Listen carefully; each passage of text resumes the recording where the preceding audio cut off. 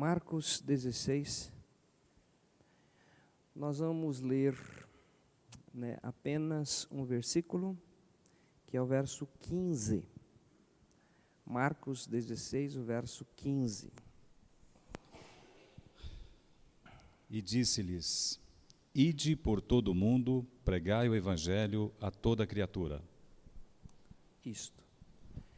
Hoje é o nosso assunto, essa palavra tão falada, tão dita em várias denominações, mas que Deus tem nos dado aí discernimento de algumas coisas que nós vamos estar então avaliando, ok?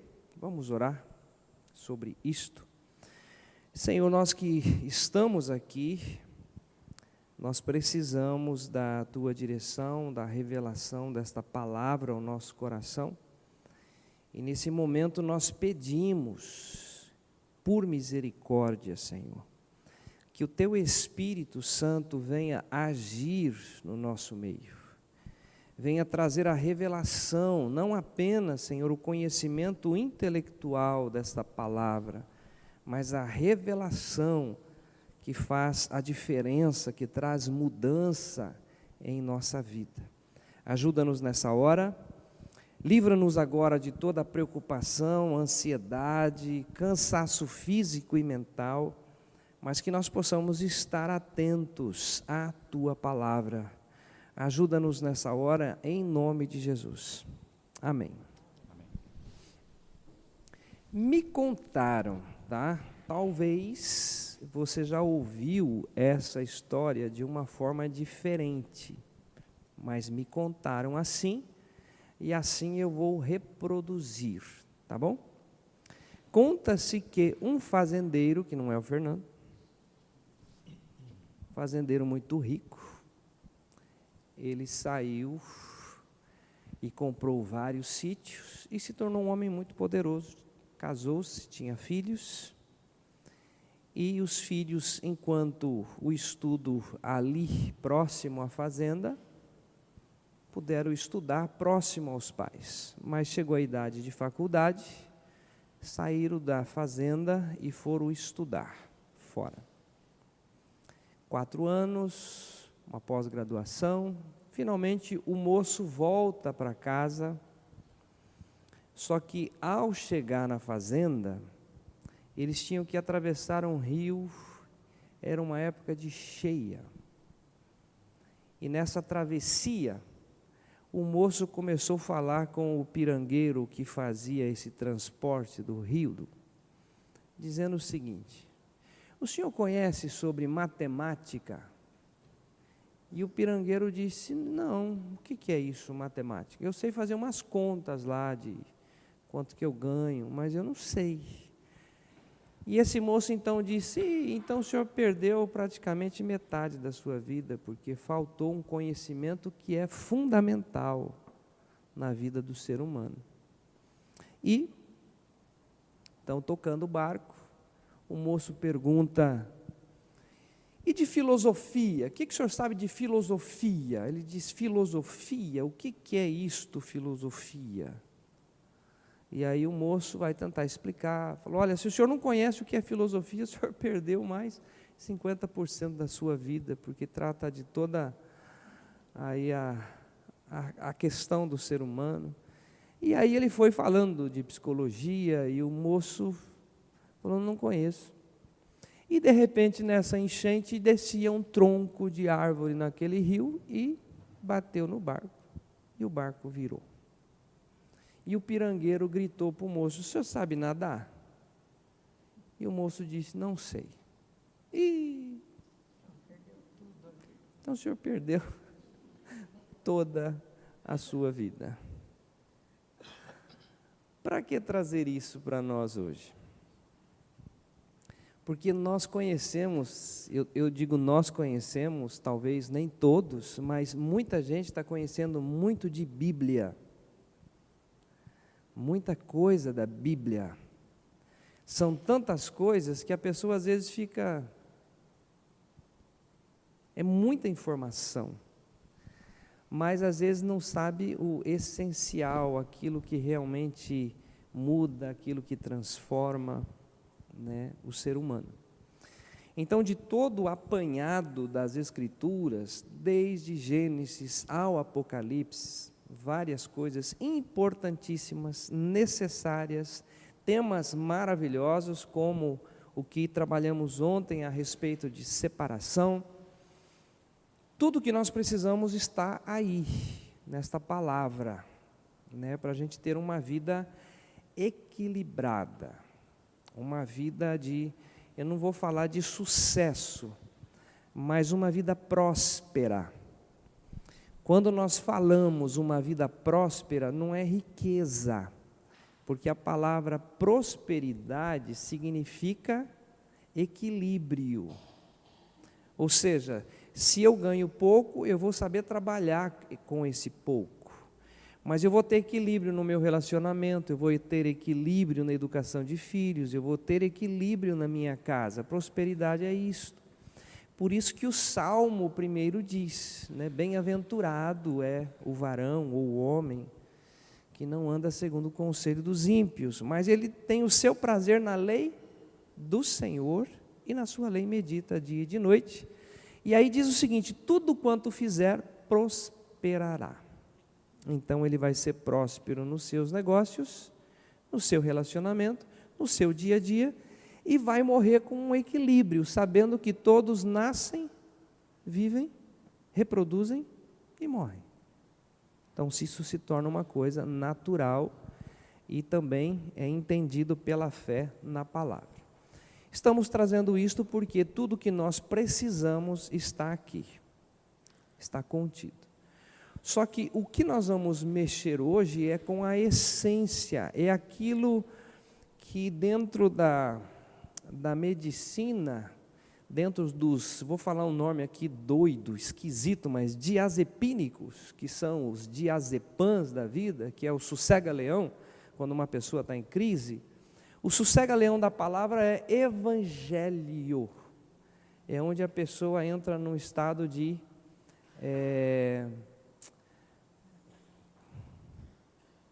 eu falo para desligar o celular a hora que entra na igreja e o pessoal não desliga, e daí eles ficam ligando, né? Que coisa.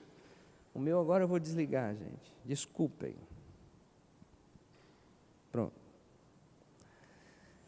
Então vamos lá, para um texto maravilhoso que está em 1 Coríntios capítulo 15. Evangelho é o lugar onde nós encontramos descanso. Evangelho é o lugar onde há uma mensagem que muda, que transforma, que restaura, que liberta o homem dele mesmo. 1 Coríntios capítulo 15, nós vamos ler do verso 1 até o verso 4.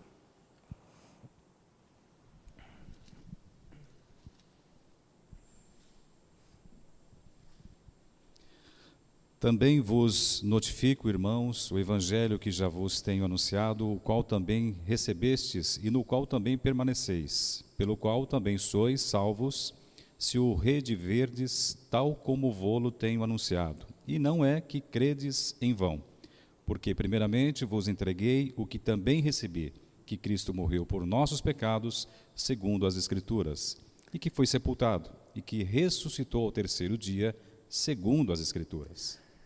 Isto, na terça-feira nós estávamos trabalhando lá na casa do Walter, né, a respeito de um assunto muito, muito, muito importante para mim.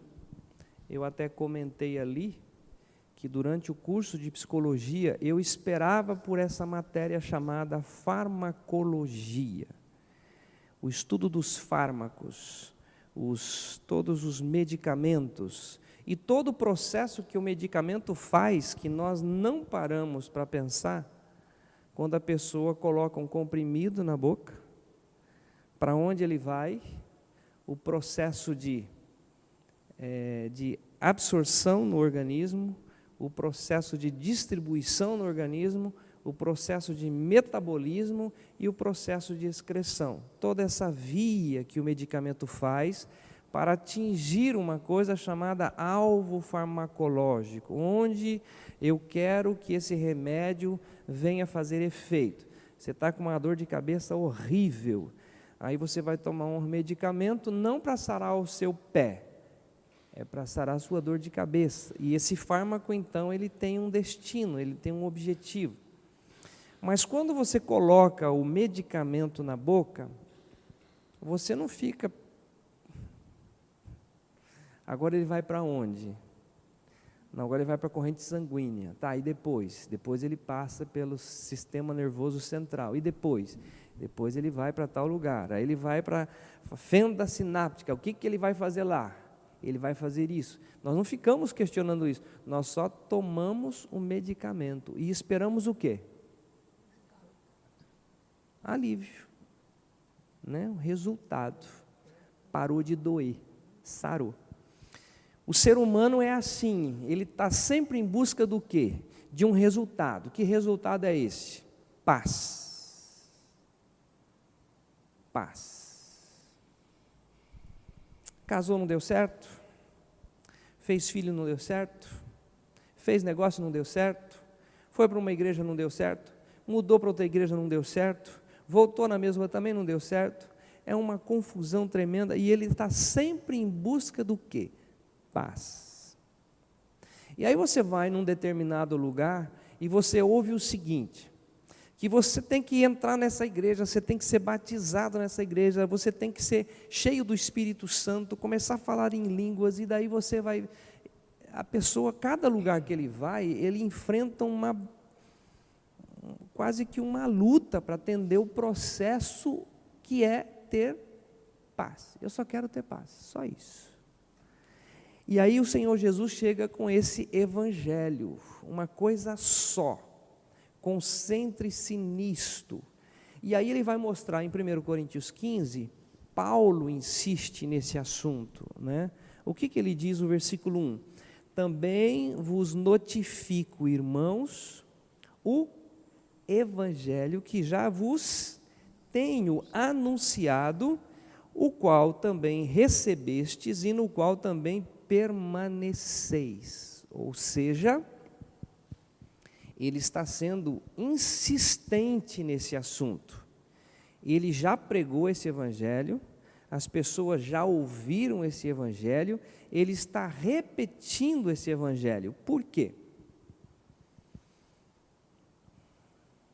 Porque eu conheci um velho pastor chamado Antônio Abuchaim, e que uma senhora perguntou para ele o seguinte: pastor Antônio Abuchaim, por que o senhor prega sempre a mesma coisa, sempre a mesma coisa, sempre a mesma coisa? E era uma senhora de idade, e ele perguntou para ela: desde quando a senhora toma água? Desde que eu nasci. Por que sempre a mesma coisa, sempre a mesma coisa, sempre a mesma coisa? Por que não muda? Porque a água satisfaz a nossa necessidade. O que satisfaz a necessidade nossa? Evangelho. Evangelho. Porque esse evangelho é o nosso pão de cada dia. Porque nesse evangelho tem um milagre, tem uma cura, tem uma restauração, tem algo que produz em nós paz. Para levantar na segunda, na terça, na quarta, na quinta, na sexta, no sábado e no domingo, para ou ir ou não ir na igreja, não muda. Se tem dinheiro ou não tem dinheiro, não muda. Se tem alguma situação ou não, não muda. Se você tem um dia ótimo, ou você tem um dia mais ou menos, não muda, porque a paz está lá dentro, ninguém tira isso. Então, essa riqueza do Evangelho. E é simples, olha lá. Versículos agora 3 e 4 que já foi lido. Porque primeiramente vos entreguei o que também recebi, que Cristo morreu por nossos pecados, segundo as Escrituras, e que foi sepultado, e que ressuscitou ao terceiro dia, segundo as Escrituras. O que é Evangelho?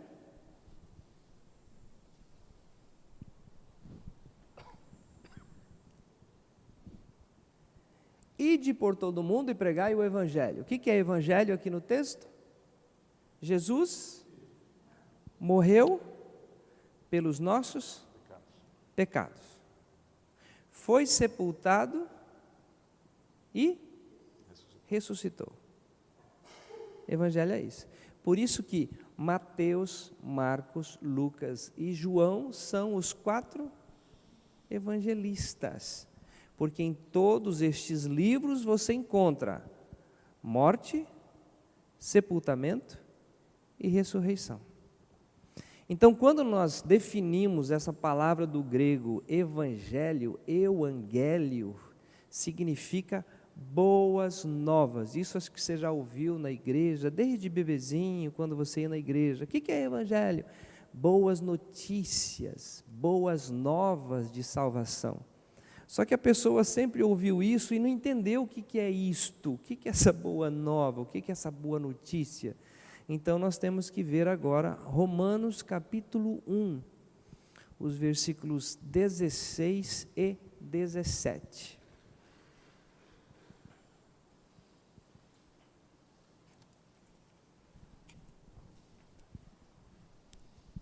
Ô Mateus, você poderia me providenciar um copo com água?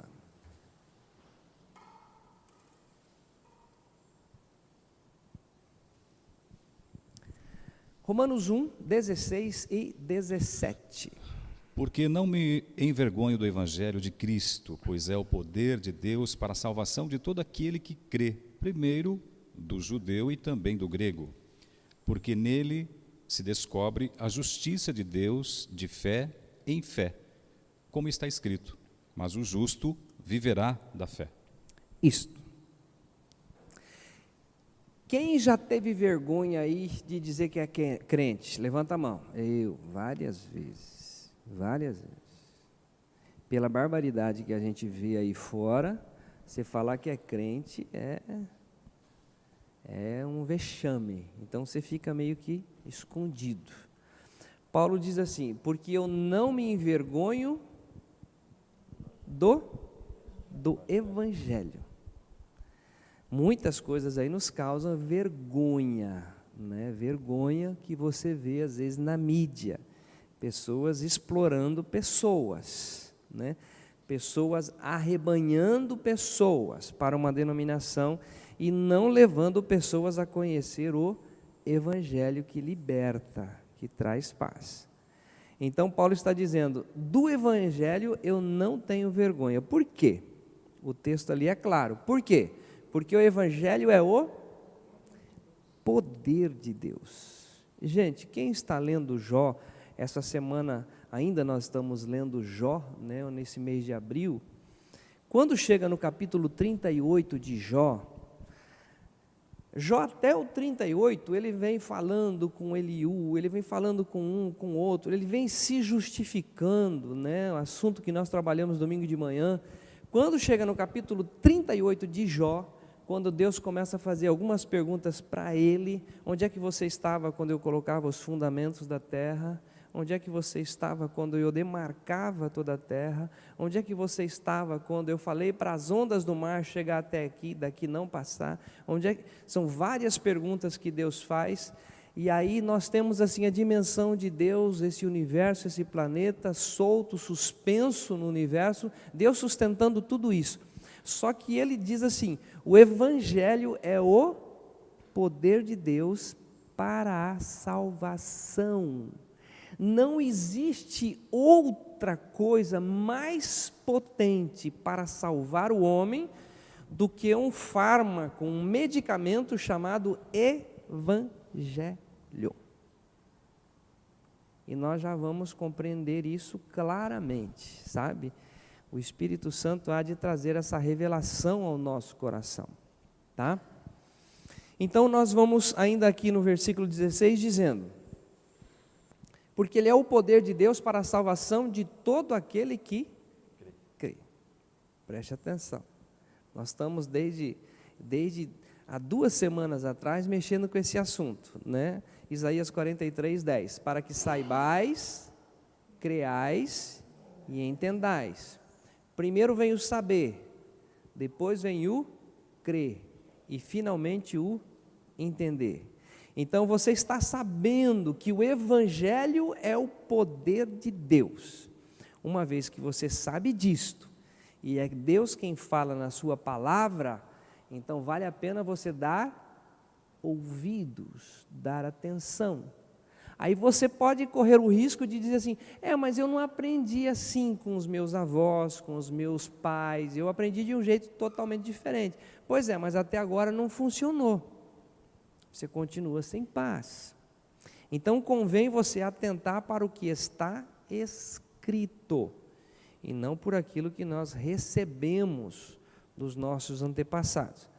O versículo 16, ele continua, é o poder de Deus para a salvação de todo aquele que crê, primeiro do judeu e também do grego. Depois o versículo 17 vai dizer o seguinte, porque nele, no Evangelho, se revela a justiça de Deus.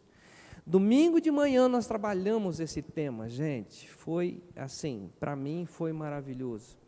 Porque nós abordamos Lucas 24, 45, quando Jesus diz assim, então abriu-lhes o entendimento para compreenderes as Escrituras. E em Romanos 10 nós fomos trabalhar a respeito dessa justiça dos judeus, a justiça própria, e não se sujeitaram à justiça de Deus. E a justiça de Deus acontece através do Evangelho, que nós acabamos de ler em 1 Coríntios. O que é? Ele morreu pelos nossos pecados, foi sepultado e ressuscitou ao terceiro dia. E aí Deus está mostrando aqui em Romanos que esse Evangelho é o poder de Deus para salvar, para libertar, para transformar a sua vida, porque nele acontece aí um ato de justiça. Então vamos agora para Romanos capítulo 5. O versículo 18.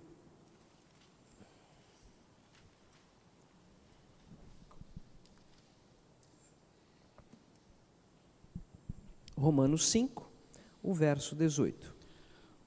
Pois assim como por uma só ofensa veio o juízo sobre todos os homens para a condenação, assim também por um só ato de justiça veio a graça sobre todos os homens para a justificação de vida. Você percebe no verso 17 que diz assim, nele se descobre a justiça de Deus.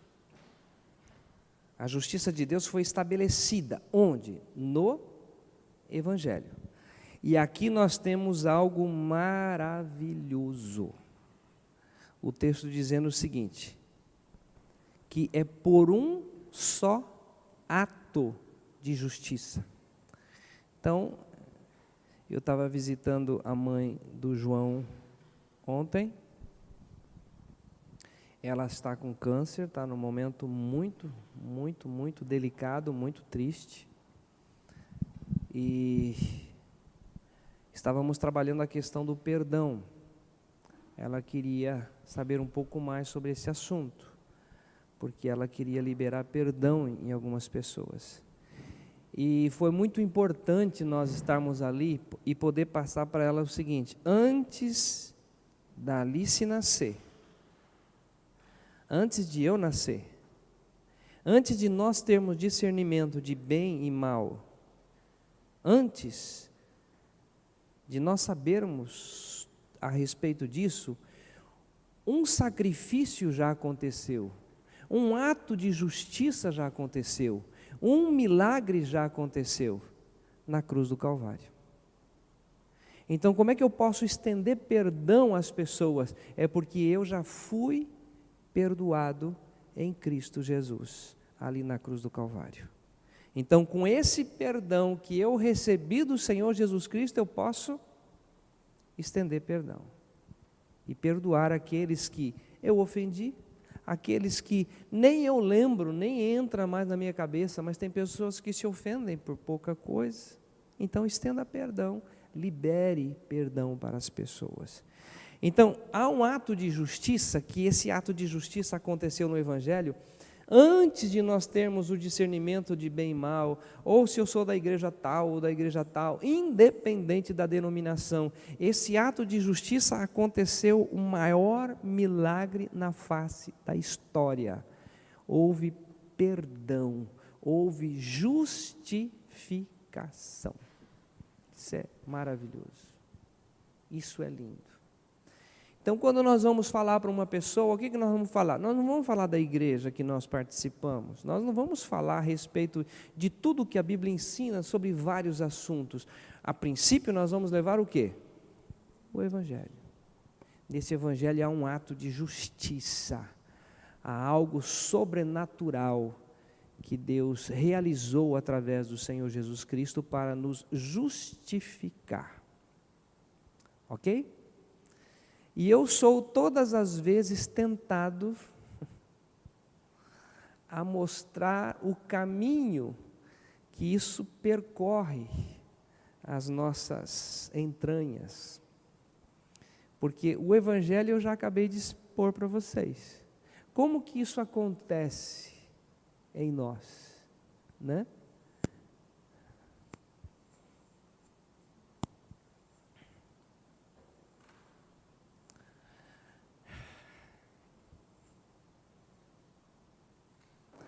Jesus disse assim: e eu, quando for levantado da terra, todos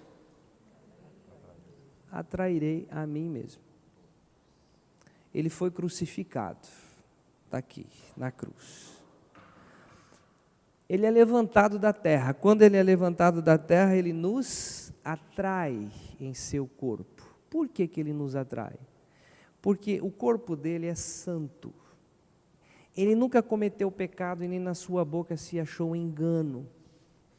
Mas quando ele nos atrai, os nossos pecados contaminaram o corpo santo do Senhor Jesus Cristo, a ponto de ele dizer assim: Deus meu, por que me desamparastes?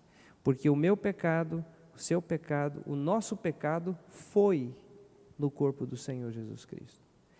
Não tínhamos nascido ainda. Eu vou falar com certo cuidado. Tem coisas que você ainda vai fazer involuntariamente, que ofende a santidade de Deus, mas isso também já foi perdoado em Cristo Jesus. O milagre já aconteceu.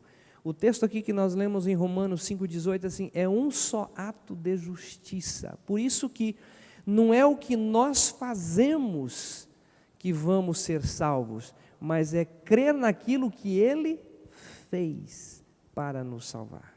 É totalmente diferente. Aí nós temos esse caminho. Jesus é sepultado. Qual é a boa notícia que Ele foi sepultado? Romanos 6,3 diz que nós fomos sepultados juntamente com Ele. Ou seja, tudo isso falando de velho homem, velha natureza, corpo de pecado, velho ser, né? Em Cristo Jesus foi sepultado. E ao terceiro dia, o que acontece? Esse eu faço questão de ler ainda, que está em Efésios 2, o versículo, apenas o versículo 6.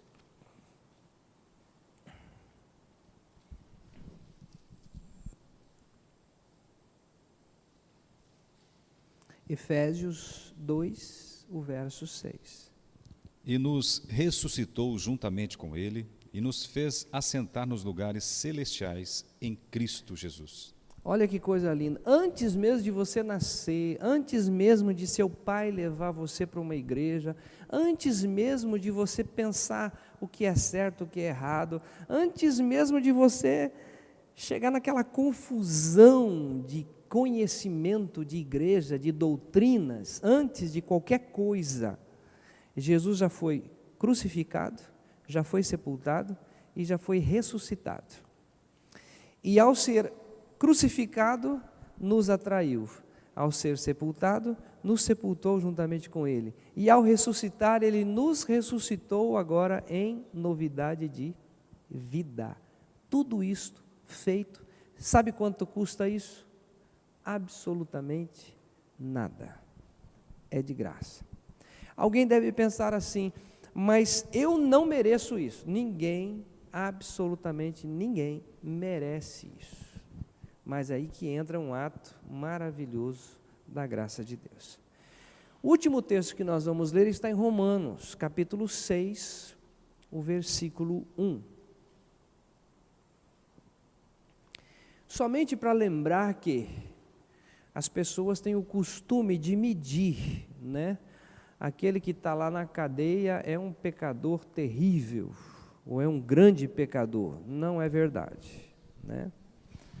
Pecadores são todos aqueles que nascem nesse mundo. Romanos 6, o verso 1. Que diremos, pois? Permaneceremos no pecado para que a graça seja mais abundante? Não é esse. Não é esse? 6:1. Não é esse. Eu errei, Ed. Ok. Não foi você que errou, Ed. É o 5:23. Romanos 5? Não tem. Mas é que na minha visão, gente, sem óculos tem. Eu não sei por que vocês insistem. Gente, um casal me perguntou ontem o seguinte: escuta, pastor, o senhor vai morrer. Eu vou. Vai chegar um dia que vai acontecer. Quem que vai continuar essa pregação aqui? Não sei, né? Espero que alguém novo aí, né, com visão boa, que não precisa ficar fazendo essa diferença aqui, né? 6:21, gente. 23 não tem. Quem falou 23? Não, é o 5:21.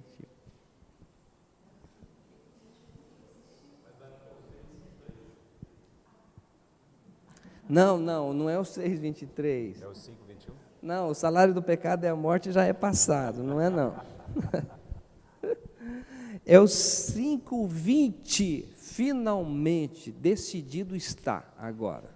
Pronto. Veio, porém, a lei para que a ofensa abundasse, mas onde o pecado abundou, superabundou a graça. Isso, agora você leu certo, Ed, engraçado. Onde o pecado abundou, ou seja, sabe aquela pessoa que você diz assim, esse nunca? Pois olha, não diga isso.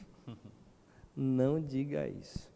Porque onde o pecado abundou, superabundou a graça. Ou seja, não existe pecador na face da terra que não possa ser salvo pela graça do bom Deus. E é uma coisa tão maravilhosa que não é o meu esforço físico, mental, agora eu tenho que ler a Bíblia de ponta a ponta, agora eu tenho que saber de tudo a respeito do que está na Bíblia. Não, é você, sabe aquele remédio que você põe na boca e você, quando você não está aguentando de dor, e daí você fica esperando o resultado? É assim. É assim. Todos quantos o receberam, deu-lhes o poder de serem feitos filhos de Deus, a saber, os que creem no seu nome. Então, como é que eu faço para usufruir disto? Tome esse medicamento, receba esse evangelho e diga, Senhor, eu já tentei de tudo, não consigo, mas opera esse milagre na minha vida e deixa que Deus é capaz de trazer toda a revelação deste evangelho ao seu coração. Ok?